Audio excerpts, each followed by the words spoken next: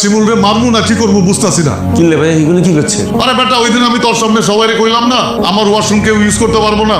হ্যাঁ। আমার ওয়াশরুমটারে আমি এত সুন্দর করে পোস্টার দিয়ে সাজাইছি বেটা, এখন দুইকা দেই ওরা আমার ওয়াশরুমে ঢুকছে, পোস্টার চিপছে, মলমূত্র ত্যাগ করে পানি পুনি দিয়ে ছিটা গান্দা বানা ফেলাইছে বেটা।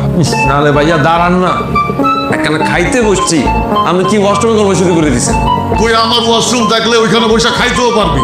থাক ভাইয়া থাক, আয়া আমাদের মতো এত হাই ক্লাসের হইল ওয়াশরুমে বই বই আম খাই। আর দুনিয়ার এত জায়গা থাকতে আমরা ওয়াশরুমে কিনলে পোস্টার টাঙিয়ে দিই।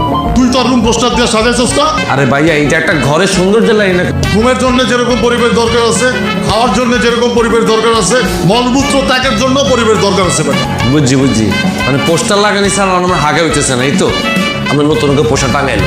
আর ওইটা তো আমি লাগামুই, কিন্তু ওরা যে আমার ওয়াশরুম নষ্ট করছে এটার বিচার তুই করবি না? দুনিয়ার এত আকাম এক লগে করেন আর বিচারের টাইমে কাল কাবিলারে খোঁজেন কেন? এখানে আর করণীয় কি? তুই আগে আমার ওয়াশরুমটা দেখ ওরা কি করছে, তারপরে তুই অগ বিচার করিস। আল্লাহ তুই দেখতেছ আল্লাহ কাগজ লাগায় বসবাস করতেছি, একখানা শান্তির মতো আম খাইতে বসছি, অবিগুল হালে আমরা ওয়াশরুম দেখতে যাই। তুই আমার ওয়াশরুমে বসেও খাইতে পারবি, আয় আয় বেটা। করে নাম নাই দেখতেছি, জানাম না। এইরকম ভিডিও আরো দেখতে চাইলে এখনই আকাশ মন্ডল অফ চ্যানেলটি সাবস্ক্রাইব করে ফেসবুক পেজটি ফলো দিয়ে রাখুন। ধন্যবাদ।